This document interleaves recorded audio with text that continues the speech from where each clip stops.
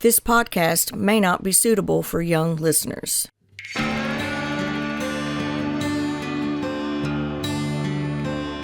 Steve Lilly, Journal Entry Number 3, Squatch Operators.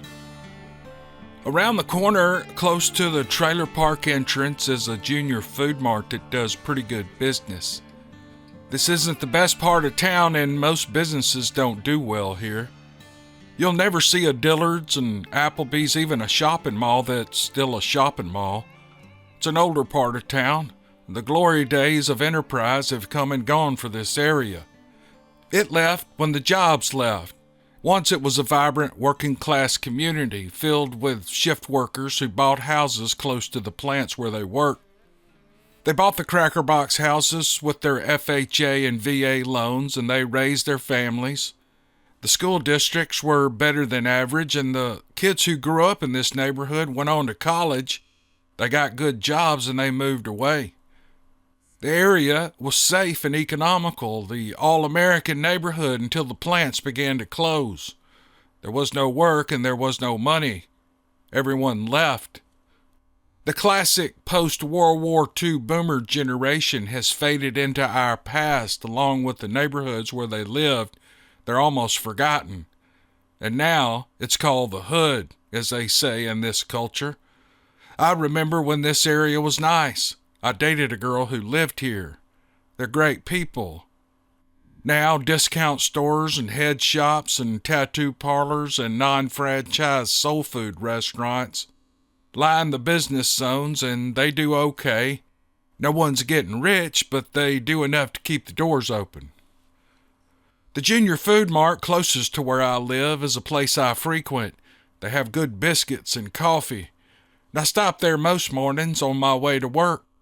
I know the clerks, and they know me. We're friends. The owner is a gentleman from Pakistan named Shad. To him, he lives and works in the absolute best part of town. He came from something much worse. It's all about perspective. This place is open 24 hours a day, and it does draw the night urchins of the neighborhood. The crackheads and the homeless and the mentally unstable. Cops are called here several times each month to break up fights or to remove the dead weight. If you've not lived in a neighborhood like this, it will be hard for anyone to understand something that seems so natural to those who live here. Every neighborhood like this has that one mentally disturbed person. No matter where you go, you see them pushing their grocery store cart by the curb. In the cart are a variety of items they find valuable. They didn't buy the items, they found them discarded on a roadside trash pile. The other homeless try to steal their junk, and they defend their property to the death or to great injury to themselves. I've seen wealthy people behave the same way. There is no difference other than the clothes they wear, and you'll be able to communicate a little better with the wealthy than with the homeless. But deep down, that instinct in humans to protect their property is the same, no matter their economic status. There is one homeless woman in our neighborhood everyone sees every day, pushing her Big Star cart furiously down the road.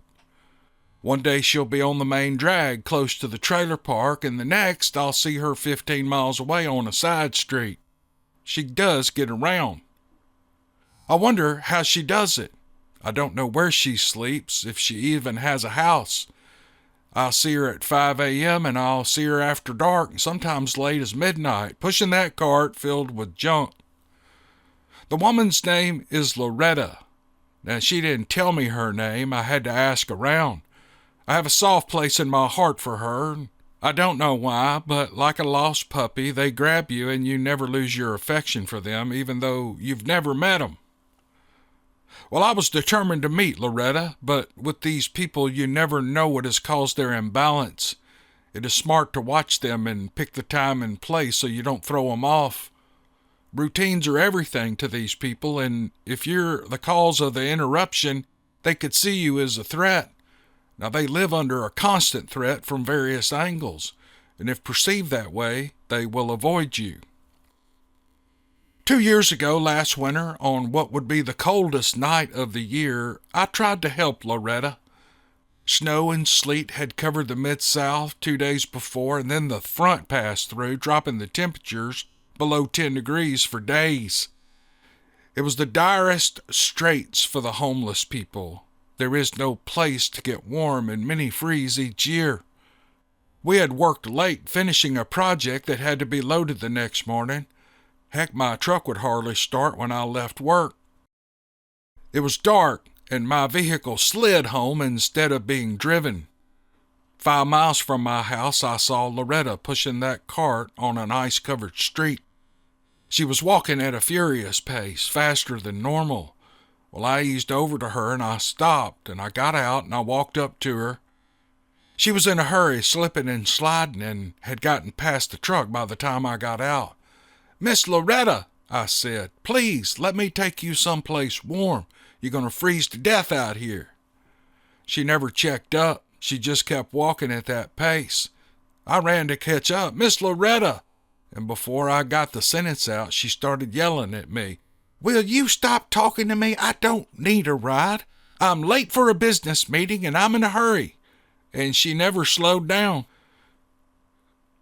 Even though it was cold and I was worried about her, I had to chuckle at her persistence, but I still worried about her. I couldn't drag her in my truck. That would be kidnapping. Finally, resolved to the fact that there was nothing I could do, I drove home and I fretted over her all night. I didn't get much sleep. However, the next day I pulled into the junior food mart and there she was on the curb, just sitting there. Well, I was freezing and had just got out of a warm vehicle. She wasn't even shivering. It crossed my mind to approach her, maybe buy her a coffee or a biscuit. Sometimes you have a sense when to stay away. I doubted then I would ever get to know her. I was also sure that someday soon they would find Miss Loretta dead behind one of these businesses. She was old and small and frail. I wouldn't try to guess how old she was because some of these homeless folks age fast. They will look like they're 80 years old, but they're actually only 40. Living on the streets is hard on them. Well, I paid for my coffee and biscuit. Before walking out, I saw 2 young men standing next to Loretta. I held back to see what was up, and her voice was loud, and she was telling them to leave her alone. One of them grabbed something from her cart. She got up and started raising hell with them. Well, they laughed at her and started prancing around the cart, playing keep away with whatever they had. Well, I stepped out of the store. Loretta slipped on the ice and fell, and she hit her head hard on the concrete. Well, I was happy to see her trying to get up. That meant she was okay, I guess. I'm not sure I wouldn't have had brain damage from a fall like that. Getting in behind her and placing my arms under hers from behind, I lifted her small body upright so that she was standing. She didn't acknowledge me, and she kept yelling at those men to give back whatever they had in their hand. "Put it back," I said. The biggest one shot me a glare. He was the alpha of the 2, the leader, and the beta stood back and watched. "Put it back now," I said again, and I took a step toward him. Closer now, I could see that this was a meth user. Put me in front of a lineup and I can spot them from a mile. They're the lowest of humans, and they will steal anything from anyone to support that habit. I suppose he wasn't so high at that moment to feel bulletproof because his glare softened and he placed a plastic object back in Miss Loretta's cart. Both of those boys grinned toothless at us, and they ran toward the back of the store and into the neighborhood behind it. From that day forward, Loretta and I were friends. She remembered me, and she remembered my name even. We talked for a few minutes there on that icy parking lot. She was mentally ill, but she was functioning, and she was never a threat to anyone. Sometimes I wonder what must have happened in her life, either to drive her over the edge or as a consequence of her condition. These people are society's whooping children. They are easy marks for bullies and criminals. There wasn't anything I could do for her except watch out for her when I could, and that was what I did for the last 2 years. Her steps became a bit slower, and she didn't seem to go as far as she used to as the months passed, but she was alive and apparently eating. I saw to that. That day, I instructed her to tell me if those men ever bothered her again. She said she would, and the stage was set for the most unlikely Bigfoot kill I would ever make.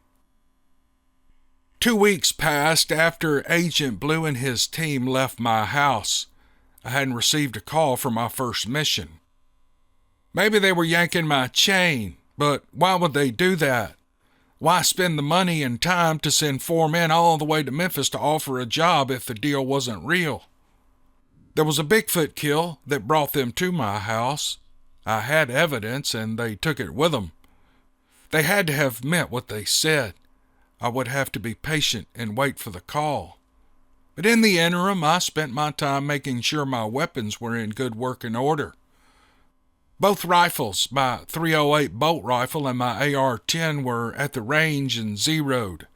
I had the Remington 700 shaved down to half-inch groups at 100 yards. I wasn't sure how I would use the 700. I could not see a scenario where I would take shots far enough to raid a bolt rifle, but it was a weapon I had, and it did work properly, should I ever need it. I would later find it to be a valuable asset for unsuspecting squatches at long distance. It is rare that they would be in the open. They are bush-dwelling creatures. They like the cover of foliage, and sometimes they didn't need to be in the open.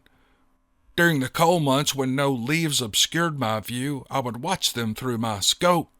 And I hate to admit it, but I would wait to squeeze a round off, hoping I could take them out while they were picking their nose or taking a shit.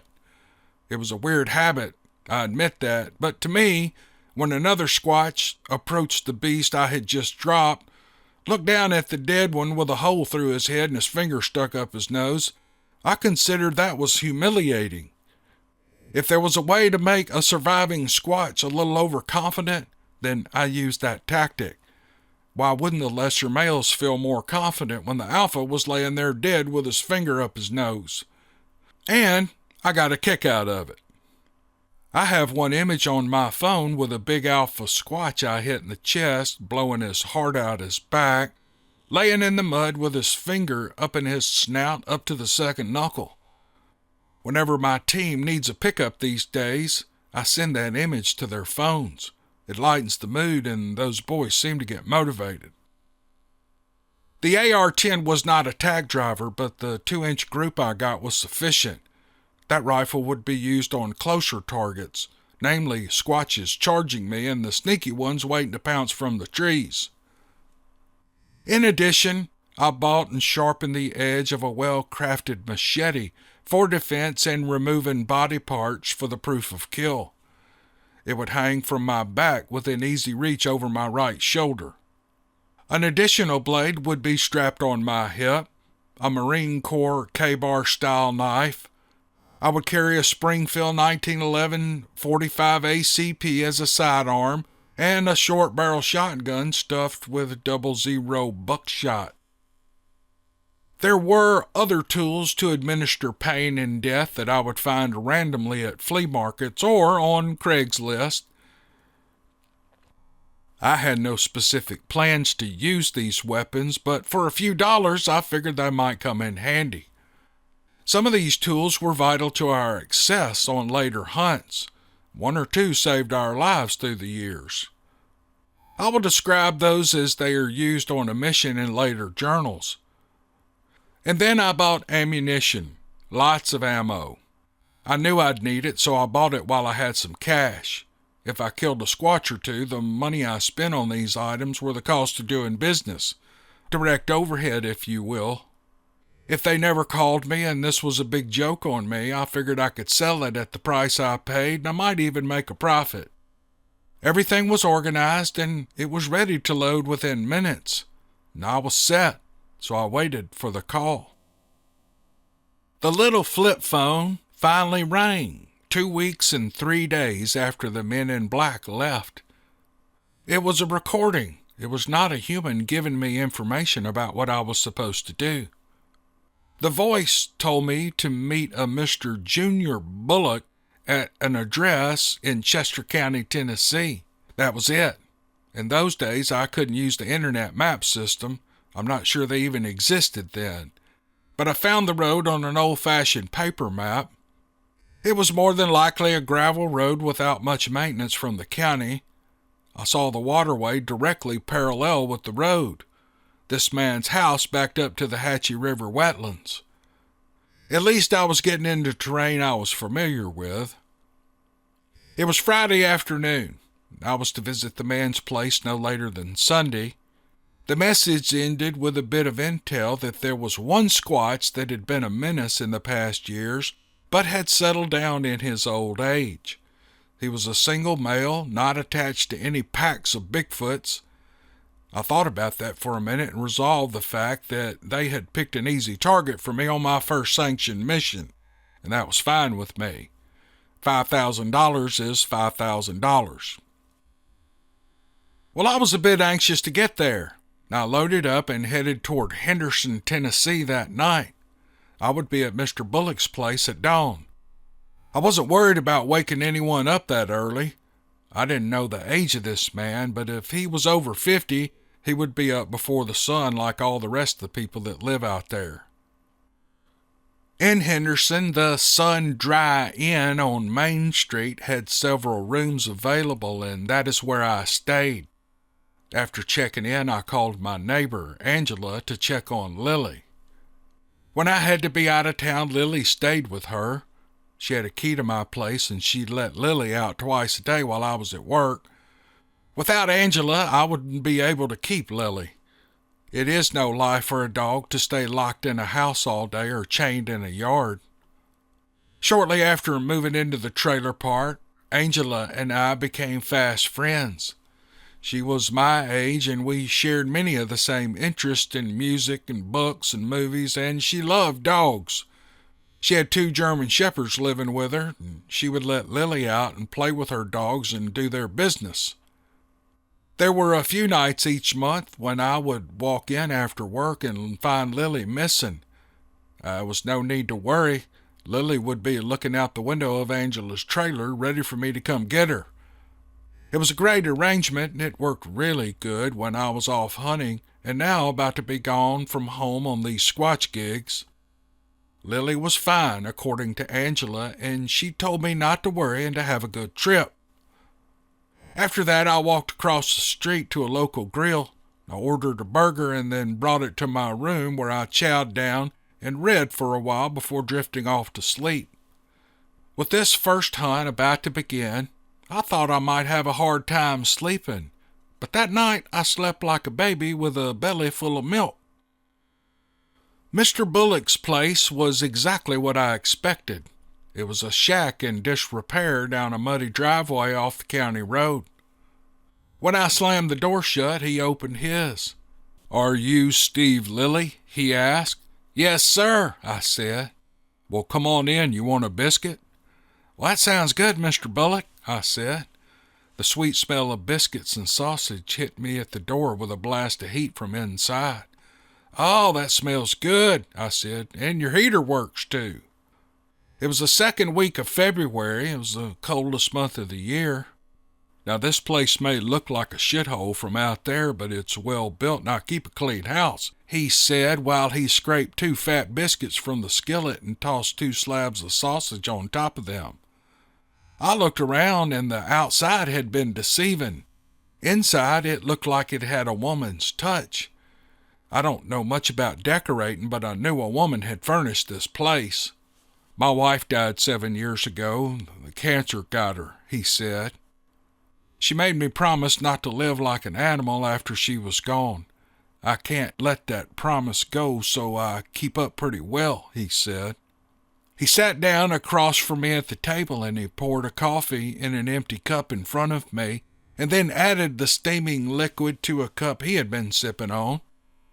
We talked about his land and about hunting ducks and about turkeys and that they were finally coming back, and we talked about his wife. When the conversation ran out, I asked him if he knew why I was at his house. "Yes, I do," he said. "I've been reporting this creature to anyone who would listen to me for the last year. The sheriff, the game and fish people, even face-to-face with the game warden who works the district. But nothing ever changes. There's not much they can do about it, I suppose, and I don't expect they believe me anyway." 2 days ago, I got a phone call from someone who wouldn't identify themselves. They said that they were aware of the problem and that someone would be here within a day or 3 to take a look, that your name was Steve Lilly. Well, I'm glad they did what they said, and I'm glad you're here. He swiped a fork loaded with jam over the end of his biscuit, and he took a bite. "Well, what can you tell me about this creature, Mr. Bullock?" I asked. "He showed up around this time last year. I think it was in the middle of March, and I was heading off in those bottoms to see if we had any turkeys. I love hunting turkeys. They've been scarce for most of my lifetime. I've only killed 4, and that was in the previous 2 years, and I was excited for the season to open in March. I wanted to get in there and see what we had. I own several hundred acres down in these wetlands and had walked most of the day. I was just taking my time. I walked up on this huge creature. He was hunkered over something and he was eating. He was so involved with his meal that I guess he didn't hear me, but when he did, he stood up and turned around. Now, I've never seen an animal like this. It's a monster, Steve, I'm telling you. It's not an animal. Laying on the ground, you know, the thing he had been eating, I think it was another one of those creatures like him, but it was smaller. I looked back up at him, and his face was all covered in blood and creature parts. That thing had to be 10 feet tall, Steve. Again, I've never even heard of an animal like this, so it shook me up. I thought he was going to kill me and eat me like he was eating on that small one, but instead he turned around and he started eating again. He turned his back to me. I wasn't wasting a second, and I started backing out of there. And when I was far enough away, I started running. Now, I'm 78 years old. I don't run, but I did that day. The old man took a breath from talking, and he finished his biscuit. "So this thing never came after you that day?" I asked. He shook his head, and then he answered the next question that I was about to ask. "Well, I've seen him a half a dozen times since then. Not full on like the first times, just glimpses. I know it's the same one because he has a big scar down his back. That's what I always see, his back, because he's walking away from me. And then he's gone. Now here's the thing. Last May, there was some boys went brim fishing in the Hatchie Channel. They put in at that bridge you crossed to get here. They were using kayaks. There were young boys, teenagers, who borrowed their father's kayak. They went missing that day, and they still haven't been found. The kayaks were found, though, pulled up on the bank of my property like they were supposed to be there. Now, those kids didn't fall out and drown. I think that creature got them. I told the game warden this, and he said he would look into it for me, but he doesn't believe me, I can tell. My guess is that whoever sent you knows this thing is dangerous and that it needs to be killed. Am I right about that, Steve? At that time, I had only killed 2 of these animals.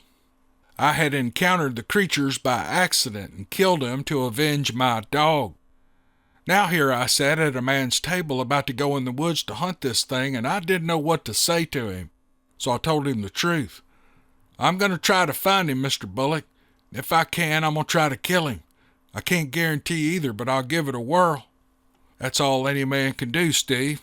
Now here's an aerial view of my property. We walked over to the only wall hanging that didn't fit in this place. It was a photograph he had had taken from the air by a friend who owned an airplane. The local print shop had enlarged it. Now it was tacked to his den wall, and on it were 7 red tacks. Now these are the places I've seen this thing, he said. That doesn't mean you'll find him there, but maybe it gives you an idea of his pattern. Well, I didn't see a pattern. Now, I assumed these things were hard to pattern back then, and I didn't put much stock in his theory. It did, however, give me a good sense of the terrain. Mostly everything was covered in hardwood timber, but there were open spaces where nothing grew but grass. Not knowing the habits of these things was frustrating. You can somewhat pattern wild game, and I hoped I could pattern this creature. If I was you, I would start here and then work this area in a circle, hitting all the red tacks. We know he's been there before, Mr. Bullock said, tapping his finger on the paper. Well, that's exactly what I'll do then, I said. Let me take you back there in my four-wheeler. Now here's the radio you can call me on. And when you're ready to come out, I'll meet you at this spot and bring you in. No, I said, I need to get in there as quiet as possible. The four-wheeler just let him know I'm there. Let me creep around in there today and maybe I'll get a shot. Well, that's up to you. Now take the radio anyway in case you run into trouble, he said, handing me a cheap Walmart walkie-talkie. Well, I put it in my pocket and I headed outside. At the truck, he watched me gear up. After everything was strapped on me, I shut the door and headed toward the woods. He stayed with me until the trees got thick. How much are they paying you to hunt these things, Steve? He asked. Nothing if I don't kill one, I said, and then I vanished into the cold winter forest of the Hatchie River Delta. I walked those woods for hours. My feet were wet and cold, and I was miserable and tired. Walking in bottomland 6 inches deep with water will wear you out, but I never did stop, and by 3 p.m., I needed to head back before it was too dark to see. This being my first hunt, I didn't want to take that beast on at night. I didn't know how well they could see in the dark, and I knew my vision would be horrible. At that time, I had no night vision. Those would come later. I was stepping over a deep hole and through some briars after I changed directions toward the truck when I saw him. It was only for a second, but there was no mistaking that I had seen the beast Mr. Bullock had seen. Contrasted with the creature's brown hair was a wide black scar down his back running from his right shoulder blade to his left hip, and I wondered what could have made a cut like that on an animal that big and powerful. Probably another beast. It had to be, and then it was gone. Through my scope I saw nothing, and even through the brush and the brambles I could get a shot off and cripple him up maybe and then track the blood and make the kill, but I never saw him again. And I stood there still, taking shallow breaths because I figured he could hear me breathing, and I did that for several minutes. Not so much as a bird flitted between the trees. The sun was shining sideways through the trees, and dark was coming, and I headed for Mr. Bullock's house. Back at the hotel, I called Angela, and I told her I was going to be another day. I was having so much fun that I wanted to stay, I said. Well, she didn't know what I was into, and she didn't care. She said Lilly was fine. Lily's always fine when someone's there to love on her. After a hot shower and some food, I crashed out on the bed and I slept until the next day. I dreamed about that black scar. It was Sunday morning, and Mr. Bullock had eggs and more biscuits cooked when I arrived before daylight. I explained the previous day's events, and it didn't surprise him a bit. It is exactly how he had seen the creature throughout the last year. His theory was that while we were moving through the woods, the beast was not far behind, and he was tracking us while we looked for him. Well, that made sense, but how to defend against that was something I was going to have to think about. But I was learning, and if that was the case, I would figure something out. But today, I would do the exact same thing, hoping to catch him for a second and get a shot off. I only did one thing different. I hung a couple of trail cams on trees facing behind me as I traveled. If that thing was tracking me, I'd get an image of him. Sunday went the same as Saturday. When I would change direction this time, I never saw him. Not once. I was changing my direction more often, hoping to catch him unaware. On my way out, I stopped at the tree where I had hung the second trail cam, and I found it on the ground, crushed like someone had smacked it with a sledgehammer. The other camera was the same. I didn't need a photo of this thing to know that he had been tracking me, though. My question was already answered. One of the SD cards was not damaged, however, and there were 2 images of that monster, and he was a big one, much bigger than the big male I killed at Tunica. I was going to have to think on this, but I was up for the challenge. Mr. Bullock was disappointed that I hadn't had any luck, and I told him I'd be back the next weekend and that I was coming up with a plan. He seemed doubtful that I could kill this thing, but he patted me on the back and he told me he'd have breakfast ready when I got there the next Saturday. Work that week was hard. We were on 12-hour days and breaks had been cut to 15 minutes. There was a project we had to finish by Friday so it could ship by Monday. If we weren't finished by Friday night, we'd have to work through the weekend to get it done. That steel was going out Monday no matter what. I wanted to get back to Mr. Bullock's place Saturday, so working the weekend was out of the question. It wasn't a situation where I could tell my boss that I needed 2 days off. He would have declined and told me to work anyway. So I pushed the guys around me to finish, and by 2 p.m. on Friday afternoon, the owner told us that we had done a great job and to get our asses out of his shop and enjoy our weekend. He walked the shop handing everyone new $100 bills as a token of his appreciation. He was a good man. I pulled into the Junior Food Mart by my house on the way home. With my pack of smokes and 2 gas station corn dogs wrapped on the counter, I slapped a $100 bill down to pay for it all, plus the gas I had pumped before walking in. Shadab, the store owner, asked how my day was while he counted my change, and I told him it had been a great week and I was tired and I was hungry. "Look at you, Steve Lilly making all that money. If you're hungry, you shouldn't eat this crap." He lifted the corn dogs and rattled the package. "Let me serve you some good food from Pakistan. It's more healthy." "Thanks, Shad," I said. We called him Shad for short. "These are for Lily. She loves corn dogs. I have soup in the refrigerator from Angela. All I have to do is spin it in the microwave and I'll be eating. When I'm working long hours, she takes care to make sure I'm eating. I don't know why she does it." "You should make her your wife, Steve Lilly. She's pretty, and I can tell that she likes you. A woman will not cook for a man unless she likes him." "Yeah, that crosses my mind more than it should, Shad, but we live next door to each other. I'm not sure how that'd work on the dating side of marriage.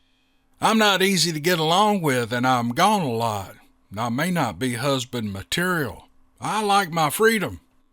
"Oh, you American men don't know what's good for you. Here's your change, my friend. I hope to see you soon," he said, and began to walk away when I stopped him. "Hey, Shad, I haven't seen Loretta since Monday, have you? It's awful cold out, and I worry about her." "Oh, you haven't heard?" "Well, apparently not," I said. A sick feeling was forming in my stomach.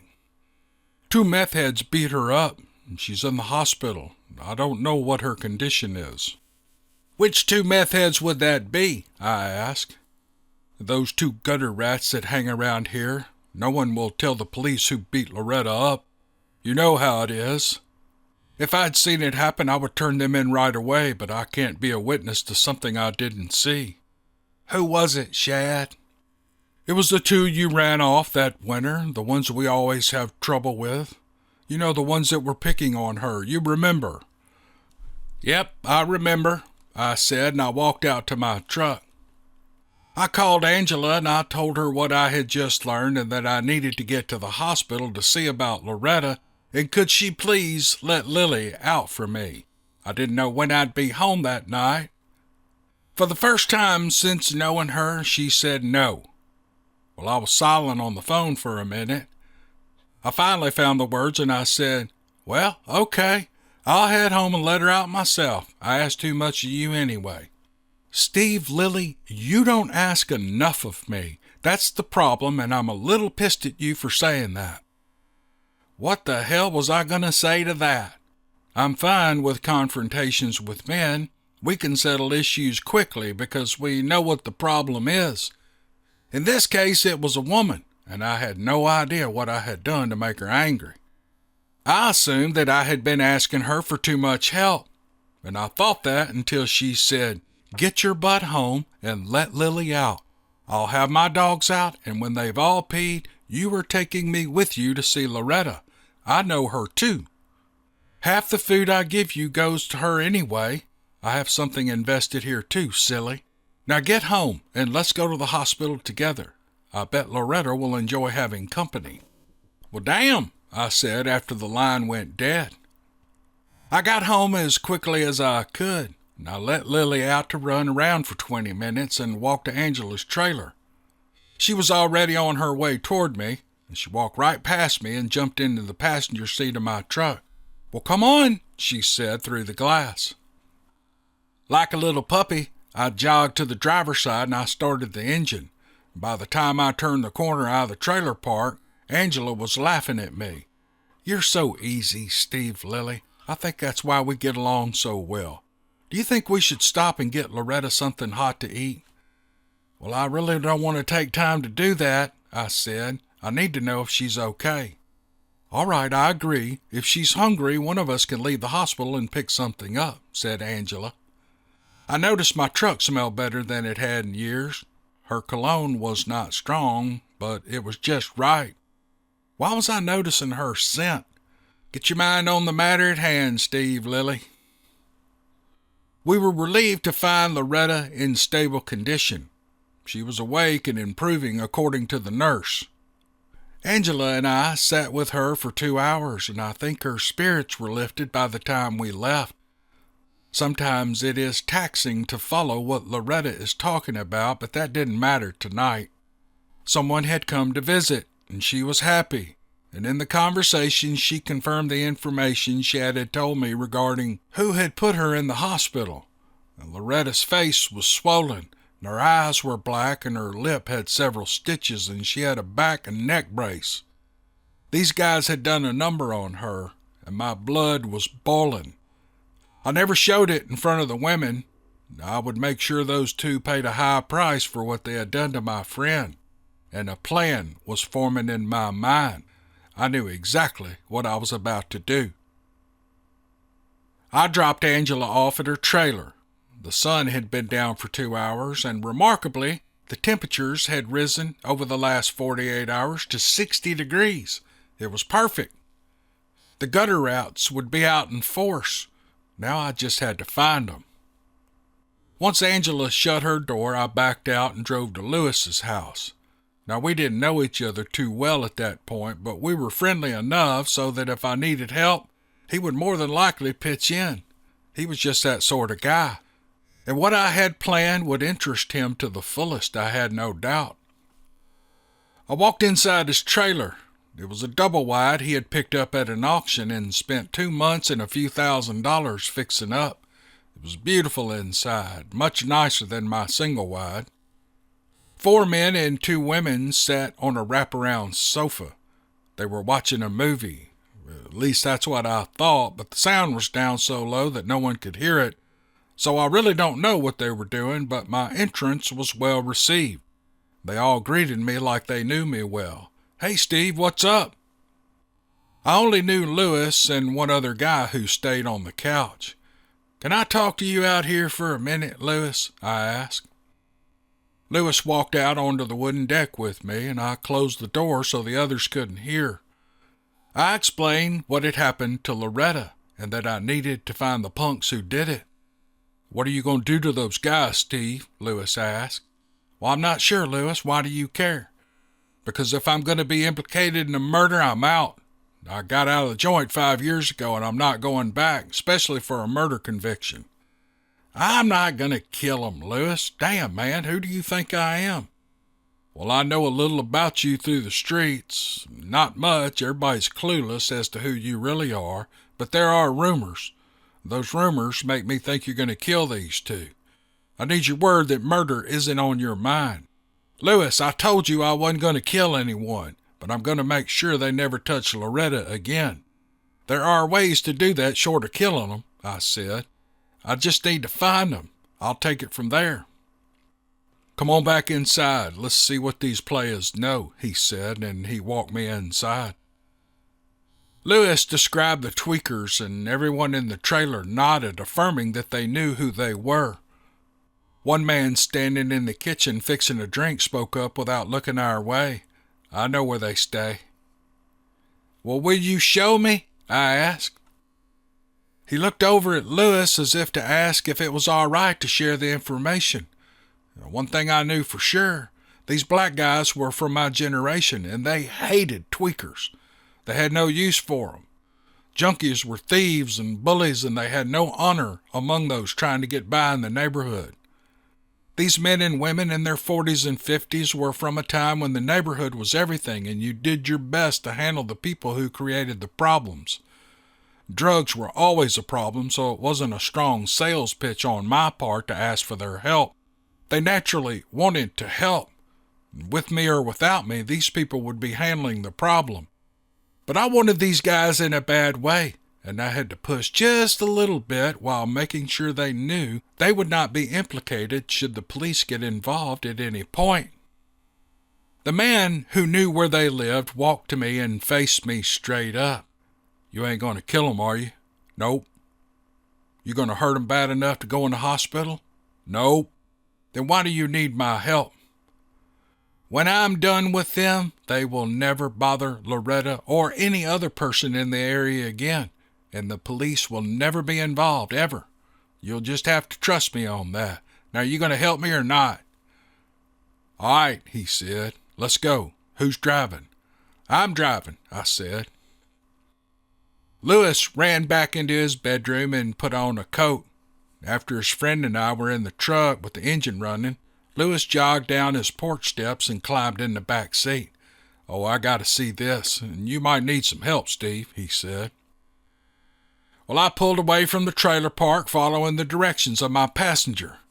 And several streets off the main drag, he told me to pull over. Ahead was a house with a porch light on, and two adult white males sat on the steps smoking something. No one else was out.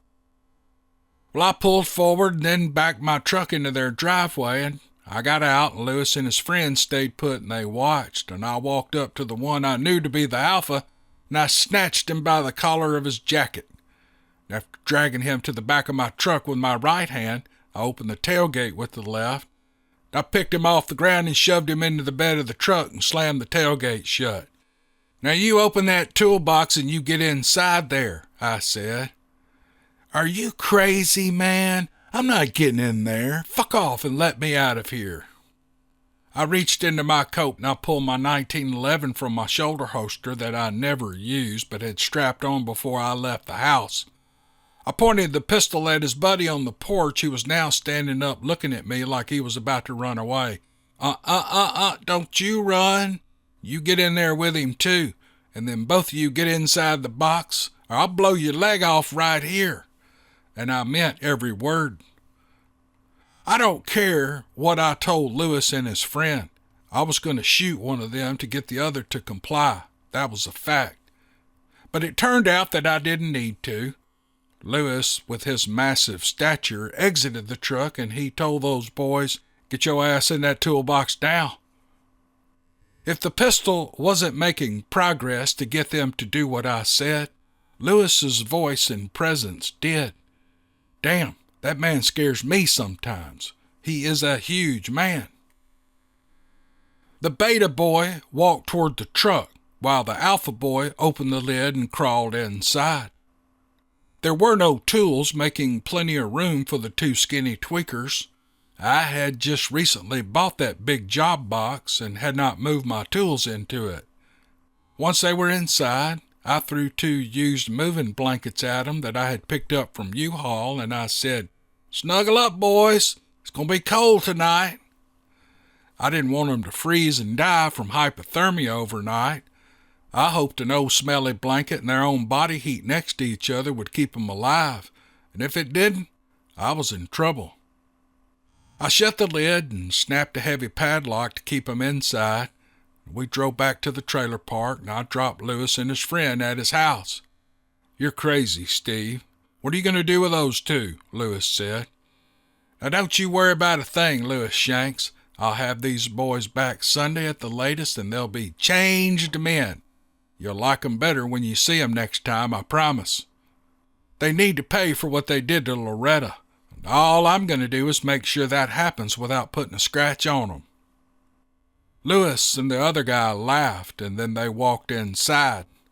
I drove 6 trailers down. I walked into my trailer, played with Lilly for a few minutes, and I went to bed. I now head away to kill the squatch on Mr. Bullock's place. I had $signs in my eyes, and I slept dreamless that night. Mr. Bullock and I ate fried eggs the next morning. Of course, his biscuits sat on the range along with a short pile of pancakes. I was eating better on this gig than I did at home. Between Angela and Mr. Bullock, I was gaining a few pounds every weekend. I pushed away from the table and I walked to his aerial photograph of his property. I asked him where he thought was the absolute most likely spot this creature would be. What we both know is that he knows when we go in the woods, and I mean every time, Steve. I don't think it matters where you go. He will not be far behind, but if you're walking and he keeps his distance, how are you ever going to get a shot at him? That's exactly what I think, Mr. Bullock. Therefore, we need a distraction. There needs to be more than one of us to go in there. And while he follows one of us, and the other will be following him. And before he knows someone is on his 6, they take the shot, and it's over. What do you think? I waited while he thought it over. After scratching his chin for a minute in deep thought, he said, "I think he'll know someone's tracking him, and he'll leave or finally attack one of us. I don't think it's safe, Steve. He's never shown any aggression towards you and I, but I know he's responsible for those 2 teenagers who went missing. He's a killer. It's a matter of time before our luck runs out." I agree 100%, and that is why I have another plan. I just wanted to give you a chance. I want you to follow me outside and see what I have, but before you say a word, I want you to know that no harm will come to anyone from this squatch if I can prevent it. I have 2 volunteers in my truck who are willing to help us, and they'll be the distraction while I line up a shot. Now come on out and I'll introduce you to these 2 brave young men. On the way off the porch, I heard Mr. Bullock say that my friends could have come in and ate with us, and I grinned at that. These guys had been in a cold toolbox all night, and then had been driven 2 hours to a place they had never heard of. I doubted they had ever been in the woods. Opened the toolbox and they covered their eyes. The morning sunlight had blinded them. That gave me time to zip-tie their wrists together, and Mr. Bullock was standing beside the truck looking for the passengers he thought would be there. I shoved Alpha over the sidewall of the truck bed, and he landed hard in the mud, and then he started crying. I caught wind of a stench, and it kind of made me sick. Old Alpha Badass had shit his pants. It was all over the blankets and in the toolbox, and that was fine. I could hose that out. Well, Beta just stood there, and he was crying too. "Please don't shove me over the side," he said. "I can crawl out on my own." "Good then, come on down," I said. "Now, which one of you beat up Miss Loretta?" Beta was nodding his head toward Alpha, but Alpha didn't say a word. "So it was you," I said. There was still no answer. "Well, I guess it doesn't matter now. One of you boys did the beating and the other stood by and watched. You didn't help her and you should have stopped it, but you didn't, and here we are," I said. I looked over at Mr. Bullock. I think he now understood what was happening, even though he didn't know the details. With a slight grin on his face, he stepped back onto his porch and walked inside and shut the door. I gathered my gear while they watched, and when I started strapping on my weapons, Alpha began to cry again. "You're still going to kill us, man, in those woods, man. Please, mister, I'll never look at Miss Loretta after this, I swear it. Just please don't kill me." Beta looked scared too, but apparently the cat had his tongue. "I'm not going to kill you. Get that out of your mind and let it be said that I never even threatened to kill you." Well, Alpha spoke up. "Well, you threatened us last night with your gun." I threatened to blow your leg off. That's not killing you, dumbass. Now both of you, follow me into the woods. You're going to help me with a problem. And after that, I'm going to cut you loose and we'll drive back to Memphis, hopefully without a scratch on your body.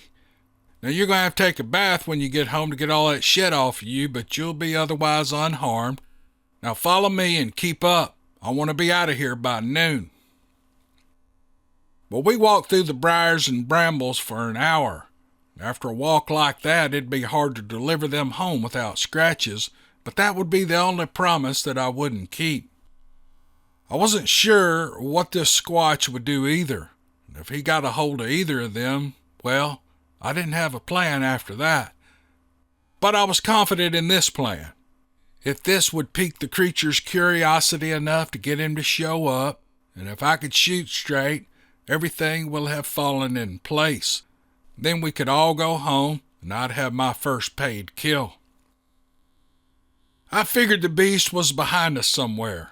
What I needed to do was look like I had quit for the day and that I was heading out. There was no way to know where this thing was, so I made the decision to stop right there. There was a nice clear area in front of us, and I looked back to see if I could find a line that wasn't obscured by the limbs and trees. I thought I had a line where we were, so I sat both of those boys down on a tree trunk that had blown over in a storm. With some rusty welding wire that I had dug out of the scrap bin at work, I wired these two boys to the trunk of that tree with several feet of it. I tried to push them off the log and was unsuccessful, and I was satisfied that they wouldn't be able to escape, and I walked the other way, heading back to the house. "What the fuck, man? Are you leaving us here to freeze tonight? No way we can stay here. Don't leave us out here." They were screaming at me, and I was just whistling a tune, and I kept putting distance between me and them, not even paying attention to their cries for help. In front of me, straight ahead, I saw that son of a bitch, big black scar on his back. He was walking toward the house away from me. He had been on our track the whole time, but then I saw him cut hard left, and I think I could have taken a shot then, but it wouldn't have been a kill shot. I knew what he was doing, though. He would make a wide circle and approach the tweakers from an angle behind me. I had fooled this sneaky bastard, and I kept walking and whistling the whole way. And when I got far enough, I started singing. I wanted him to hear me get further and further away. And the tweakers never stopped screaming and smelling up the woods with their toolbox shit. And that's exactly what I wanted them to do. It had been a 10-minute stroll through the woods when I darted quickly behind the huge trunk of an oak tree. I had seen the tree from a long way off. It was in line with the shot I would take, and it had a smaller tree beside it, trying its best to reach the sun like trees do. That little sapling had a fork in it, and I thought it was the right height for a rifle rest. When I looked back around, I could barely see the red sweatpants Alpha wore day in and day out, so I wasn't too far. And I eased my Remington 700 into the fork of that small tree, and I found that I needed a few inches of elevation. In my pack were several items I carried for convenience and survival should I ever need it. And one of those items was an old worn-out bath towel. If I folded it a few times, that should give me enough elevation that I needed for a good shooting posture and a perfect eye relief for my scope. With my cheek resting on the stock now, I flipped my lens covers up and the world became quiet. Nothing existed but my rifle and me, and whatever I could see through that lens. The tweakers were kicking and screaming and yelling at each other, making the noise that would bring old Scar back in. In my pouch on my right hip, I kept a rangefinder. It was one of the first to come out, and it wasn't always reliable, but Bass Pro had 'em on sale, and I picked it up. After messing with it for a few days, I had learned how to use it, and I held it to my eye, and I clicked the button. 247 yards blinked inside the eyepiece, and after checking it twice more and getting the same reading to the log those boys were tied to, I knew I would have no trouble making that shot. I just needed the squatch to show up. I raised my head from the scope, and I watched. An hour had passed and nothing appeared. My legs were getting cramped standing in that position. I needed to move, but I didn't dare. Scarback could show any time. There was a minute when I thought that maybe he had moved around on me and maybe he had worked me rather than me working him. So I moved my head as far as I could as possible around not to draw any attention. I did this twice looking behind me in the hour that I waited, but I never saw anything. You never know what these things may do, and this one was pretty slick.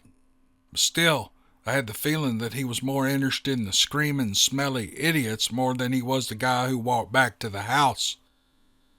10 more minutes of waiting, and I found that I was right when he stepped into view.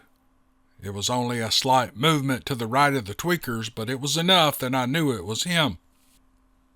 I'm going to stop the story here, and I'm going to try to explain something that I've learned about these creatures through the years. And what I'm about to tell you, in the most delicate way I know how, happened on this day, and it shocked me almost as much as it scared the shit out of those 2 boys from Memphis. Squatches are not an instinctive creature. All other animals on this planet do what they do out of instinct that is programmed into their DNA from thousands of generations before them. Now let me give you an example. A chicken is born knowing which snakes are venomous and which snakes are not. They will avoid a copperhead, a cottonmouth, and a rattlesnake, but they will pay little attention to your garden variety small non-venomous snakes. Sometimes they eat them. Now, I'm not saying chickens love these creatures, but what I am saying is that they know this right out of the eggs the day they hatch. Turkeys are the same as almost most mammals and other reptiles. Dogs, to use another example, do everything from instinct. They eat, they mate, they do what their specific breed is programmed to do strictly from instinct. Now, I'm speaking in general terms, and you will always find the exception to what I have just stated, but I'm pretty close. Squatches, on the other hand, are hedonistic creatures. Everything they do is to heighten their pleasure and prolong it as long as they can, and they do not discriminate. There is no limit to what they will do to gain instant gratification. The food they consume, if it tastes good to them, they will eat it until they vomit and then begin to eat more. And squatches take great pleasure in killing other living creatures, no matter if they plan to eat the creature or not. It's vastly different than most predators on this planet who eat everything they kill. On the contrary, a squatch kills for the joy of it, and he leaves a dead animal or human on the ground, and then goes in search of something else to kill. Just depends on their mood for the day. But the one trait of a male squatch that makes me hate them the most, and their murderous nature is a close second, is that they will have sex with anything, dead or alive. A Bigfoot's drive to have physical relations and seek relief from the squatch testosterone that courses through their veins is unparalleled in this universe. They will, well, there's no other way to say it, they will have sex with anything. This includes any biological creature that walks on this earth. I even saw one once dry hump a tree for about 30 minutes. It's really weird.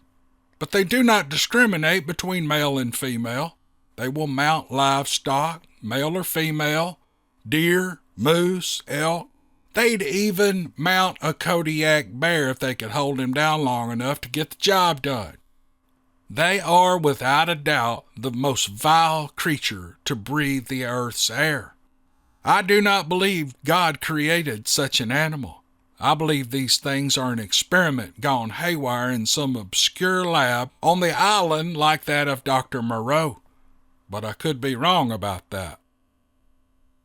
The tweakers who had beat my little friend Loretta were about to find this out firsthand, and that this animal had one thing on his mind with them. There was a large appendage quite evident on this beast that broadcast that fact, And if I could see it from 250 yards, I don't even want to think about what it looked like to my squatchy bait. It was even more horrible to see through the scope, so I raised the crosshairs to his head and I waited until he was clear so I could get a shot. Now, I didn't want this to happen to these boys. I hoped like hell I could get a shot off before this squatch did his thing. But nothing is guaranteed in this life. Nothing is guaranteed ever. But I would do my best to spare them while at the same time thank the Lord above that it was not me wired to that tree. My philosophy is better them than me in every situation. The squatch took 2 steps, and I was starting to apply pressure to the trigger, and he ducked his head. Now maybe he stepped in a hole, and maybe he was shucking and jiving. I'll never know. But his head ducked out of my scope, causing me to reacquire it. It only took a second to get that massive melon back in my scope, but in that short a span of time, he was so close to those boys that I had to rush the shot. Hit him or not, another half a second, he would be behind that tree they were wired to, and there would be meth head parts all over the woods within a few minutes, and I could not have stopped it. After the shot, I listened. Everything was quiet. I waited for something so I could make another move, but I didn't know what that move would be. Coming out of the recoil, I fixed my eye release and refocused on the area. Little tweaker red pants was visible, and there was a leg in those pants because I saw it shaking. I wasn't sure what that meant. I was hopeful, but in front of that leg, I saw a giant squatch hand rise into the air. It wrapped its fingers over the stump next to Alpha Red Pants and raised the bloody head right into my crosshairs. The first shot might have hit the target, but these creatures have a thick skull. Maybe the bullet bounced off his head, I don't know. The squatch was still alive, and he was moving real slow, meaning I didn't have to rush this shot. The rifle jolted into my shoulder as 180 grains of .308 ballistic tip death traveled in an arc 247 yards into the beast's brain cavity, the bullet breaking apart in fragments, shredding his sinus cavity and his brains. There was no red mist. This is the beauty of ballistic tip bullets. He was down, and I had my first planned kill. I took my time to gather my shit together. I should have rushed to make sure the guys I used for bait were okay, but I assumed they were even though they had stopped screaming. Halfway to the area, I shouldered my rifle again and took a look through the scope. The squatch was obscured by the downed tree, but under it I could see one of his legs and the creature was dead. Panning up, I got the tweakers in my scope. They were breathing and alive. I walked the rest of the way and climbed over the tree they were wired to. Before I could cut them loose, I unsheathed my machete. I was anxious to see how well it worked removing this thing's head. Alpha and Beta never said a word. I think they were in shock. Now, this squatch was ugly in the face. They're all ugly, but this one I would remember as being one of the ugliest I ever killed. And with 3 hacks, his head detached, and I dropped it in my tote sack. Little Alpha Red Pants threw up. It was pretty gross chopping those heads off, but it didn't bother me. With my wire cutters, I snipped those boys free, and I thought for a minute they might run. And if they had, I wouldn't have chased them. They didn't, and they followed me back to Mr. Bullock's place, never saying a word. He was standing on his back porch when we arrived. "Did you get him, Steve?" he asked. "Yes, sir. Do you want to see his head?" Bullock walked over and looked into the sack. "Oh, good job," he said. "Is there anything I need to do now? Do I need to call someone or report the kill?" "No, sir. It's all taken care of. You can enjoy your property now," I said. "Next fall you need to come back here and shoot wood ducks with me," he said. "You have an open invitation." "Oh, that sounds good, Mr. Bullock.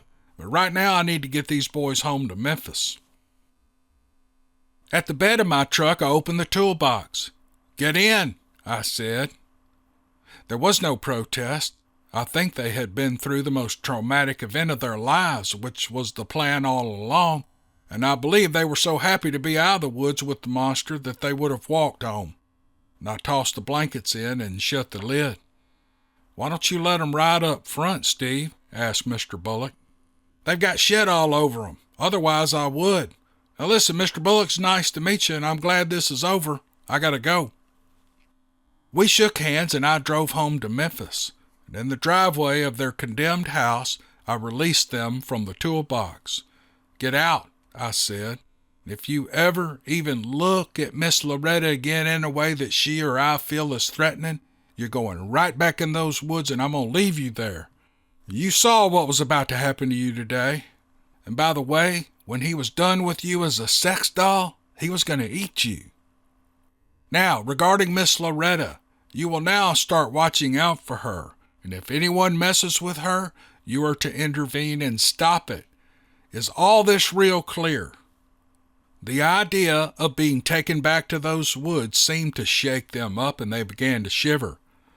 Part of it was probably they were in withdrawals. They hadn't had any meth in a couple of days, but they did not ever want to go back to where they had been that day. That was a fact. When I got home, Lilly wasn't in the house. Angela had let her out, and she ran full speed to me, just about tackling me. And then she sniffed around all over my legs. She smelled the squatch on me and wanted no part of that, and in a flash she was back in Angela's house. "What's up her butt?" said Angela. "Well, I don't know. I'll go get her." "Steve, you need a shower. You stink. I don't want that smell in my house. Come get her when you're cleaned up." Angela never inquired as to what that odor was from. While I was alone in the house, I called the number to the office, and I told them I had a squatch head. When would I be paid? We set up a meeting that night, and they handed me a zippered bank bag full of $100 bills. They had come through on their end, and I was told to stand by for the next job, and that was good news. Now I was back at the trailer, and I had Lilly out in the front yard throwing a ball. It was late, and she had some built-up energy she needed to drain. Lewis drove by, and then he backed up and rolled his window down. "Are those two white boys still alive, Steve?" "They are home safe and sound, Lewis, and probably high as a kite," I said. Well, Lewis sat there with his engine running for an uncomfortably long time. The heat was coming out of his window, and it felt cozy, so I didn't move away. He was scratching his chin and taking drags off his cigarette. He started to say something, but obviously thought better of it. I knew he wanted to ask what that was all about the night before, and he knew I wouldn't tell him, 'cause that's the way things are. "All right," he said. "We'll see you around." "See you around," I said, and he slowly drove back to his house. Sunday morning, Angela and I met in the driveway. We drove to the hospital to visit Loretta. She looked better, and she was talking to us like she knew us, and I was happy to see that. A woman walked in the room. She was a pretty woman. She was well-dressed and seemed dignified to me right away. She introduced herself to us and then walked to Loretta's bedside and sat down and reached for the woman's hand. When Loretta realized who she was, her face brightened 10 notches. "Cynthia," she said, "I'm so glad to see you. I want you to meet my friends. This is Steve and his friend Angela." There was a pause, and she looked at us and said, "This is my daughter, Cynthia." They started talking, and we felt like we shouldn't be there, so we quietly backed out of the room. We had not walked far down the hall when Cynthia called up to us. "Thank you for coming to see her. I want you to know that this is the second time I've been here this weekend." She recognized me both times. "I haven't seen my mother in 4 years. I don't know how the nursing staff found me to let me know that she had been assaulted, but I'm glad they did. The doctors started her on medication she needs for her emotional stability. It seems to be doing her good. She's going to be going home with me this week, and I just wanted you to know that she's in good hands now, and thank you for looking after her." Well, I smiled and nodded, and I turned to walk away. I wonder if I would ever see Loretta again. If I didn't, that meant she was home in a warm place with good food and with good people who cared for her, and that was good enough for me. I spent the rest of the day reorganizing my gear from the hunt and reading, and that night I slept and I dreamed of that nasty Squatch's face.